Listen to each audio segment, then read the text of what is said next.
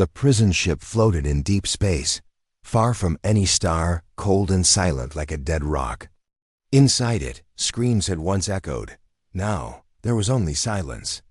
Broken, now and then, by footsteps of armored guards in Cell 9B. A human girl sat quietly, her hands locked in metal cuffs. Her name was Mara. She looked no different than any other girl around 17 years old. Thin, dark hair tied back roughly, her face marked with bruises. She wore a torn gray prison suit. Her feet were bare. The lights above flickered as if afraid to shine on her. To the guards, she was no threat.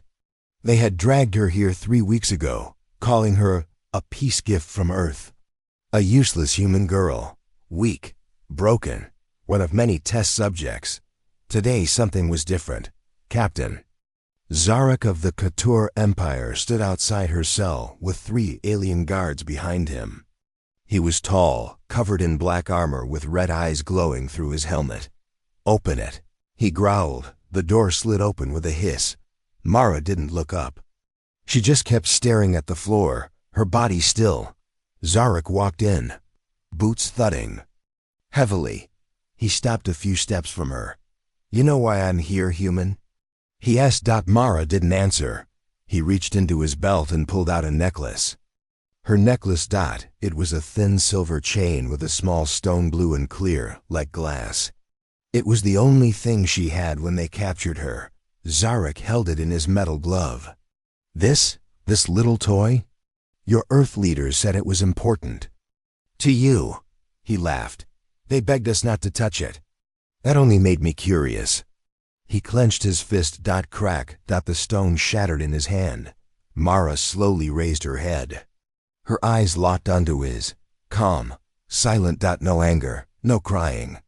Just a stare. Zarek waited for a scream. A reaction. Nothing. He leaned forward. "You humans are strange, so weak, so emotional. Yet you don't cry when I break your little treasure?" He nodded to his guards. "Test her again." One of the guards stepped forward, holding a large plasma rifle. "She failed every scan," he said. "No strength, no speed, no energy signature. She's just a girl." "Then prove it," Zarek replied. The guard raised the weapon and pointed it at Mara's head. She didn't blink. "I said."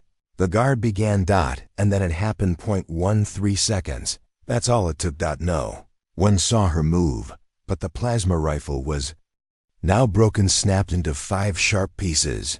Lying across the floor. The guard was on his knees, gasping, his arm twisted. The other 2 guards were slammed against the wall, unconscious. Sparks flew from the lights above, flickering wildly. Zarek stood frozen. Mara was still sitting, her cuffs still locked, but her eyes glowed faintly blue. Only for a second. Zarek stepped back. What did you do?" Mara finally spoke. "I waited." Flashback. Earth. 6 months. AGO rain fell heavily over the steel building marked Unit 7, Special Care. Inside, children played quietly in rooms with no toys. No windows. One of them was Mara. Dr. Kim, a kind woman with tired eyes, sat beside her. "You have to be careful," she whispered. "You're different." Mara tilted her head. "How?" Kim hesitated, then opened a drawer and pulled out a photo.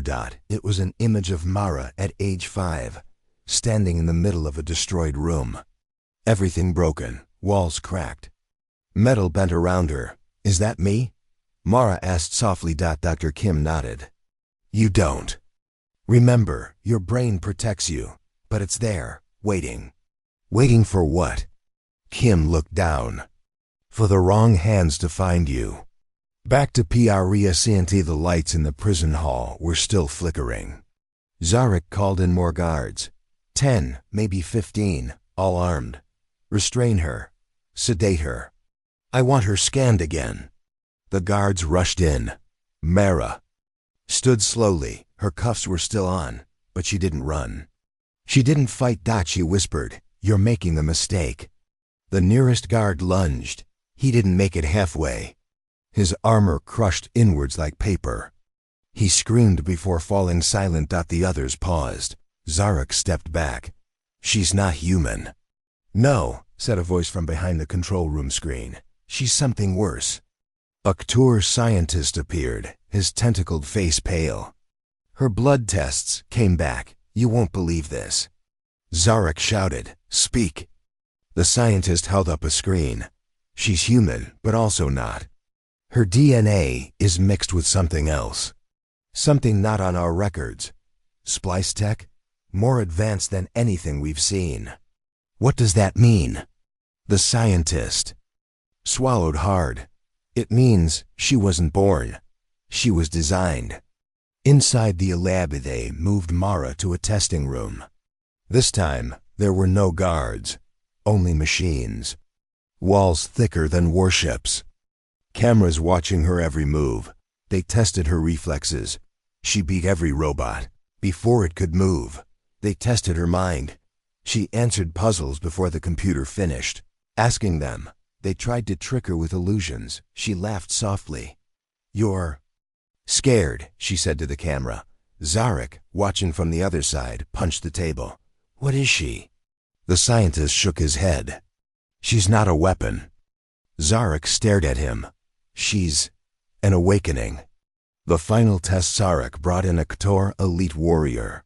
Twice as tall as Mara, made of pure muscle, armored with spikes. He walked into the room, cracking his neck. "Let's see what you are, little girl." Mara stood in the center, calm, still. He charged, but she didn't dodge. She stepped forward. Once. Boom. He hit the floor. Knocked out cold. No sound. No punch. Just one step. Zarek stared through the glass, speechless. Mara looked straight into the camera. "Stop calling me powerless." Ending SE&E in her new cell, Mara sits again. But this time, the chains are gone. She stares at her hands, not scared, not confused. Just thoughtful. In a secret room on Earth, a man watches her image on a screen. He wears a black suit with a red symbol on his chest. "She's waking up," he says. Another voice replies, deep and rough. "Then we're out of time." The camera zooms in on Mara's face. For 1 second, her lips move. 13 seconds. She whispers. Fade to black. The K to her prison ship changed after that day. Guards stopped mocking her. Scientists stopped calling her useless. And Captain Zarek? He didn't sleep. Mara had broken weapons without touching them. She had beaten a Ktur warrior in 1 step. No one had seen her move fast yet. People ended up unconscious. It was clear. This human girl was not what she seemed. Inside the high-level testing arena, far below the ship's main level, there was a secret arena. It was not for games. It was for military tests, a place where Ktur war beasts were trained. No prisoner had survived even 5 minutes inside it. Now, Zarek stood at the edge of the control platform, looking down at the large metallic arena. It was shaped like a giant circle, with silver floors that could shift into obstacles. A voice spoke behind him. "She will fail this test," said Commander Resh, a tall alien with 4 red eyes. "Your fear of her is wasting our time." Zarek didn't turn. "She is not normal. And I want to know why." He pressed a button. Mara walks into the arena. The heavy doors opened. Mara stepped inside, barefoot, calm. Her face was clean now. Her clothes were upgraded to a black suit, tight and flexible, made for testing. Still no weapons. Still no fear. She looked around slowly, saying nothing. Zarek's voice came from the walls. "You will now face the Ktur combat program. Do well, you will live. Fail and you die." Mara looked straight at a camera. "Fair enough. Test 1, speed trial." The floor panels shifted. Metal spikes rose from the ground. Spinning blades appeared. Walls closed in like a crushing box. The computer voice said, "Begin." Tick, tick. The walls moved fast, but Mara didn't run. She stood still. Just before the walls closed, she stepped to the right. A blade flew by. She ducked, jumped, slid. Not fast. Perfect. Each move was done a split second before danger touched her. The test ended in 14 seconds. Result: passed. Test 2. Combat Trial 2 war robots dropped from the ceiling. Each stood 3 meters tall. Armed with energy cannons, shields, and reinforced claws, they locked onto Mara and charged. She didn't move. The first robot swung. Mara leaned back by 1 inch. Its claw missed her face. She reached out and touched its arm. Boom. The robot collapsed. Its chest melted from the inside. The second robot fired an energy blast. She caught it with her bare hand, then sent it flying back straight through the wall. Zarek stared. She's learning. Commander Raish looked nervous now. She's adapting. Test 3. Intelligence challenge. They gave her a device alien tech built for engineers. She had 60 seconds to fix a puzzle core that even Couture children couldn't solve without years of training. She fixed it in 12 seconds. When they asked how, she said, "I saw it completed already." "What do you mean?" the scientist asked. "I just remembered the future." Private observation room later, Zarek and Raish watched all test recordings again. They slowed the footage. Frame by frame, Zarek whispered, "She moves only when she has to. No wasted effort. Like she already knows what's coming. She sees future outcomes," Raish said. "It's like she's outside time."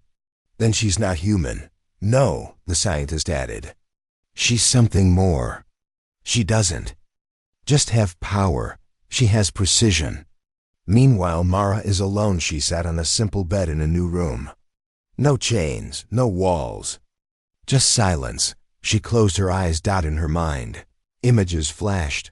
Earth burning, Couture fleets fighting in space. Her face. Older, a tower exploding, a voice. "You were built for this." She opened her eyes. A whisper escaped her lips. "I wasn't built for war." Twist ending. The visitor from Earth. At that moment, deep in the ship, a secret shuttle docked quietly. Inside it stood a human man in a black uniform.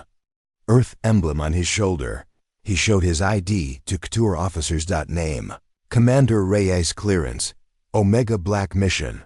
Terminate Project Memory. He looked at a photo in his hand. Mara. She wasn't supposed to survive this long, he said coldly. She wasn't supposed to wake up. The galaxy feared her. But Earth created her. Location: Earth, Black Site Echo 4, far below Earth's surface. Beneath miles of concrete and steel was a hidden base. No sunlight reached here. No records. No laws. It was known only as Echo-4. Inside a glass room, several old men and women sat around a table. These were not presidents, not generals. They were worse. The architects, creators of secret projects the world never knew. A hologram showed Mara's face. "She's still alive," one man said. A woman replied, "She was never supposed to activate." "She wasn't ready," a third said. "She wasn't meant to be human," said the first.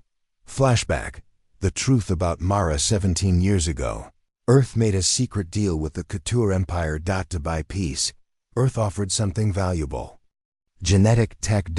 But not just any tech.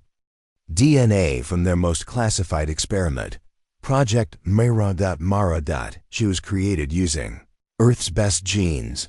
Soldiers with perfect reflexes, psychics who could feel time shifts, scientists who learned 10x faster than normal humans, and one thing more. A sample from an alien source found on Mars years ago. Not from this galaxy. That's what gave her the vision. The ability to see things before they happened. Back on the Couture ship, Mara walked alone through a metal hallway. No guards stopped her now. She felt that someone from Earth had arrived. She stopped in front of a door. Behind it, Commander Reyes, the man sent to end her. He opened the door. "You've grown," he said calmly. Mara narrowed her eyes. "You know me," he nodded. "I trained the first version of you." She looked confused. "First?" Reyes stepped forward. You're not the only one. There were 6 before you. Her heart skipped. They failed, he added coldly. You didn't. That's a problem. Dialogues, Mara. So Earth gave me away to aliens? Reyes, no, we gave them a test. We wanted to see if a girl raised without truth, tortured, isolated, would awaken. Mara, and if I didn't? Reyes, then they'd kill you. And we'd try again. Mara's voice shook. You built me and threw me away. Reyes said nothing. He reached into his coat, pulled out a silver cube. You have a choice, he said. Come with me, or I press this and your brain shuts down. Mara's power responds suddenly. The cube in Reyes's hand began to vibrate. It cracked, then melted. Mara's eyes glowed faint blue. I don't take orders anymore. Reyes backed away. We made a mistake. No, she said. You made me. Meanwhile, on Earth, the architects watched the feed. She rejected control, said one. She's now fully awake, another whispered. What do we do? The oldest among them stood slowly. There's only one thing left, he said. We tell the galaxy she's a threat to all of us. Tour Network broadcasts a warning across space. Screens light up on ships and planets. Alert. Human subject Emira classified as Omega threat. Species, unknown hybrid. Location, Tour Vessel Zeta-17 termination order. Approved by Earth Galactic. COUNCIL now, everyone is coming for her. Ending scene. Mara looks out a window into the stars. She sees dozens of red dot ships closing in. She breathes slowly. They built me to survive, but I was born to fight back. She turns away, heading toward the war room. And for the first time, she smiles. The galaxy came to destroy her. She only wanted to be left alone. Tour prison ship, 48 minutes. After the broadcast, Mara stood at the center of the ship's war room. Red lights flashed. Holograms showed dozens of ships closing in. Tour captains shouted over each other. Human fleets detected. An alien bounty squad just warped in. We're being locked by weapons. And at the center of it all, standing silently, was the reason they came. Mara thought she wasn't touching anything. She gave no orders. She just watched. Meanwhile, Commander Reyes in a holding cell. Commander Reyes sat alone, hands chained. His face was calm. Couture guards glared at him. You're from Earth, one said. You brought her, Reyes nodded. And now you're all going to learn why we were afraid of her. He smiled slightly. She's not just a weapon, she's a mirror. She shows everyone what they fear the most. Flashback, Mara's first escape attempt, age 10, in a cold underground lab. A young Mara stood in a glass cage. Scientists watched as electric waves hit her body. She screamed but never cried. One day, during testing, all cameras blinked. In 8 seconds, 2 doors melted. A guard's weapon broke. Mara vanished when they found her. She was standing at the edge of a cliff, barefoot in the snow, staring at the sky. Where will you go? They asked. She whispered. Anywhere you're not. Back to the present. The first shots fired. One of the incoming alien ships belonging to the Bounty Guild opened fire. Boom. The Couture ship shook violently. Lights flickered. Fire sparked. Sirens screamed. Mara turned slowly. Captain Zarek barked. Defensive mode. Raise shields. A young officer cried. Shields offline, systems failing. Zarek looked at Mara. She said nothing, then stepped forward. Mara touches the ship, her hand pressed against a control panel. It wasn't designed for humans. It shouldn't have worked, but the ship's energy flickered, then responded. A bright blue pulse flowed through the walls. The ship's lights turned stable. Screens glowed bright. Shields activated on their own. She's inside the system, a tour technician whispered. She's sinking with the ship. Another gasped. Outside in space, the Bounty fleet locked on for a second volley. Suddenly, the Couture ship moved fast. Not like a normal ship. It dodged. Not by engine. Not by thruster. It moved like it knew where the attacks would hit. One blast missed by inches. Another was absorbed. A third reflected. The attacking ships paused. Did the human just pilot the ship? A bounty commander asked. No, said his second-in-command. She became the ship. Inside the war room, Mara collapsed to her knees, breathing hard. Sweat covered her face. Her nose bled slightly. Zarek knelt beside her. What did you do? She answered softly. I stopped being scared. He didn't understand. She stood again. I'm tired of being a weapon. Sudden twist. Earth sends a message. A transmission arrived from Earth's top command. Zarek opened the screen. A human general appeared. His face cold, voice sharp. This is Earth Central. Subject Mayray is to be turned over immediately. Do not assist her. She is a global threat. If you refuse, Earth will consider the Kerr Empire a target. Everyone stared. Zarek looked at Mara. She looked hurt. They built me, she whispered. And now they want to erase me. Ending scene. Mara's choice. She walked to the ship's escape bay. Couture officers tried to stop her. She raised her hand. No weapons, no attack. But they felt a pressure in their minds. Like something pressing into their memories. Let me go, she said softly. And they did. She stepped into a small scout ship. I'm not your weapon, she said. And I'm done running. The ship launched. Small, unarmed. But the stars seemed to shift around it, clearing the path. They hunted her across the stars. But one world remembered her name. Opening scene. Deep space. Day 9 of pursuit. Mara's stolen scout ship drifted through cold space. Systems flickering. She hadn't slept in 2 days. She hadn't eaten in 1. Behind her, hundreds of ships scanned the stars, all hunting for the same signal. Not just Earth fleets. Not just Tor. Now bounty hunters, robotic trackers, mercenary packs. And even Rogue A's wanted the prize. Mara had become a name spoken with fear, and a target with a universal kill order. Mara's inner voice inside her mind. Memories blurred. With strange voices, whispers she couldn't explain. Return home. You were never alone. It remembers you. She clutched her head, gasping. Suddenly, a light flashed on her console. A signal from a planet marked Terra Nova.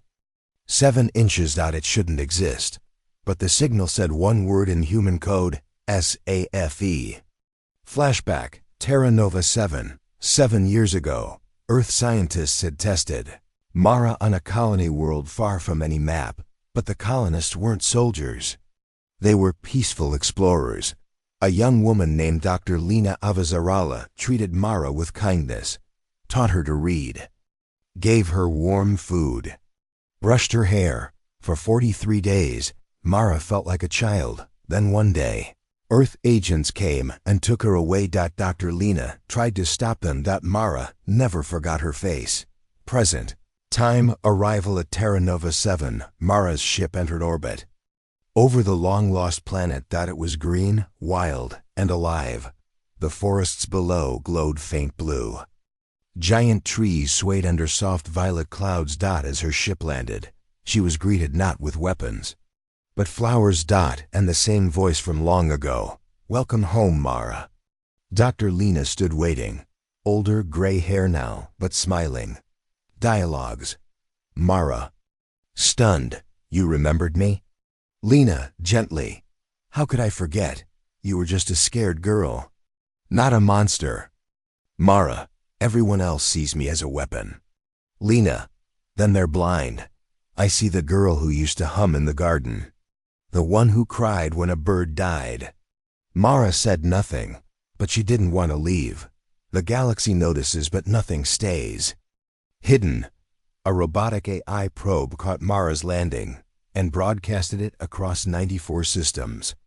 Target location confirmed. Terra Nova 7, within hours. Warships burned across the stars. Earth authorized orbital destruction.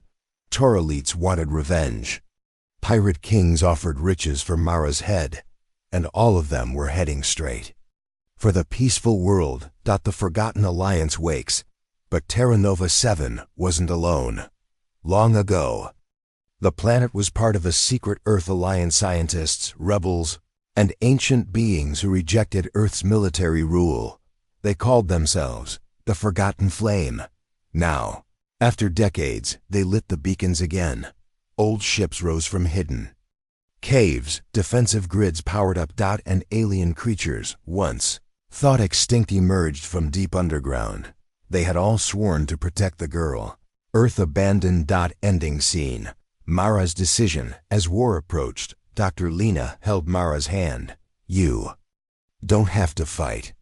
Mara looked at the sky, so many red dots on radar. She smiled slightly. I don't want to. She looked at the ground, glowing blue lights rising from the forest. Old allies awakening. But if they make me, her eyes began to glow. They'll learn what Earth tried to bury. They wanted a monster. She became something else. Opening scene. Terra Nova 7. Countdown to invasion above the green world. Dozens of warships now circled like vultures. Earth sent its newest destroyers. Tor elite fleets came armed with anti-psi cannons. The Bounty Guild launched attack pods. One mission: kill or capture Mara on the ground. The Forgotten Flame prepared. They weren't many, but they knew the land. They had old tech Earth forgot. And they had her. Mara's conflict. Mara stood alone on a cliff, watching the sky burn red. Dr. Lena walked up behind her. You don't have to lead this, she said softly. I'm not leading them, Mara replied. I'm just standing where they stood when they protected me. She looked down at her hands. They turned me into a weapon. Now I'll choose how that weapon is used. Flashback. Her last memory of Earth. A cold room. A needle in her spine. A voice. She's almost ready. Just one more test. Then screaming. Her own. Then silence. She never forgot how Earth watched her suffer and called it science. Incoming message. Earth's final warning across every channel. A voice rang out. This is Earth Command. Surrender the asset. This is your final warning. Zarek, the KOTOR captain, also sent a message. Hand her over, and we'll spare your people. The Forgotten Flame didn't answer. They only turned on their shields. The first battle begins. The sky erupted in fire. Earth fighters broke through. Tor drop pods crashed into jungles. Bounty hunters used invisibility suits, moving fast. But the Forgotten Flame was ready. Biograss swallowed enemy machines. Old AI defense turrets reactivated. Underground tunnels collapsed on invaders. And from the cliff, Mara moved. Mara awakens her full power. She walked into the jungle as enemies surrounded her. Missiles launched. She stopped them mid-air. Snipers fired. She moved before the trigger pulled. One KOTOR elite tried to stab her. She simply stared. His blade shattered like glass. Inside her mind, a door opened suddenly. Everything around her froze. Time itself slowed. In the stillness, she saw something. A memory locked deep in her brain. A room. A machine. A symbol from another galaxy. Not human. Not Earth. A voice whispered, you were made for more than war. You carry our code. Then it was gone. Time restarted. And Mara wasn't just human anymore. The turning point. Mara speaks to the enemy. She opened a global channel. To all ships. I am not your enemy. But if you cross this sky again, I will erase your names from history. Half the bounty ships turned away. Even some Earth captains paused. But the KOTOR leader, Zarek, refused to back down. You're just one girl. Mara looked up at the sky. Then why are all of you so afraid? She fights for them, not Earth. Mara didn't fight for Earth. She didn't fight for revenge. She fought to protect the people who once fed her, who hugged her, who called her child. And when the enemy tried to land again, she raised her hand. A wave of blue light burst outward. All ships within 100 kilometers lost power. All missiles stopped mid-air, and for the first time, the galaxy feared her with reason. Ending scene. Earth's final move far away. In a dark room, Earth's top command watched the battle. "She's uncontrollable," one general said. Another nodded. "It's time for the last resort." He pressed a button. Activating. Omega Unit O2 status. Deploying to Terra Nova 7, another voice said. "What if she wins again?" The general replied coldly, "She won't. This time we're sending the only thing she can't destroy, her clone. The deadliest weapon Earth ever made." Was the second one. Opening scene. Terra Nova 7. The sky burns again. The people of Terra Nova 7 looked up. Black comet tore through the clouds. It was not a ship. It was a coffin-shaped capsule. And it carried Omega Unit -O2. Inside it, a human figure opened her eyes. She looked just like Mara. Same face. Same voice. Same power. But no heart. In the forest below, Mara stood at the edge of a river, trying to breathe. So much had happened. Too many had died. And now she felt it. Something coming that mirrored her energy. Dr. Lena ran up behind her. "It's her, isn't it?" she asked softly. Mara nodded. "They made another me." Flashback. Earth's final project years ago, while Mara was being tested. Earth's scientists took samples. They feared she would one day break free. So, in secret, they created a second version. One with no emotions, full obedience, double her power. They called it Omega Unit O2. And they trained it to do one thing. If Subject Emery escapes, you will hunt her. You will end her. No hesitation. The first clash Omega O2 landed in the forest. She said nothing. She didn't blink. She didn't breathe hard. She simply walked forward, mechanical, cold, perfect. Mara stepped in her path. "You don't have to do this," she said. Omega O2 replied, voice flat. "I'm not here to think. I'm here to finish you." She raised her hand and the trees behind Mara exploded. Battle across the planet. The fight shook the land.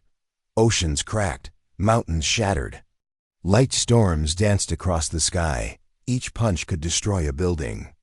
Each scream bent gravity. They were evenly matched. But Mara had fear. Omega had focus. And slowly, Mara began to fall back. The people refused to run. Lena begged the villagers to evacuate, but the people of Terra Nova stood their ground. "She protected us," one man said. "We'll protect her now." They formed human shields. Old A is reconnected to the battle grid. Even Ktur defectors joined in. The planet itself seemed to resist Omega's presence, but she kept coming. Mara's breaking point, blood on her face, bones cracking. She couldn't win. "I can't stop her," Mara whispered. Then she remembered the voices from deep inside her mind. Alien code. Long forgotten. They had said, "You were made with our spark." She closed her eyes, reached deeper, not into her power but into her origin, and something awoke. The final move. The spark beyond human. Omega charged at her, but this time Mara didn't move. She opened her arms and embraced Omega. Omega tried to attack, but her hands froze. Her body twitched. Something inside her cracked. "What is this feeling?" she asked. Mara whispered, "It's not power, it's choice." And in that final moment, Mara transferred her spark. Omega breaks. Omega stepped back. Tears her first fell. "Why do I feel pain?"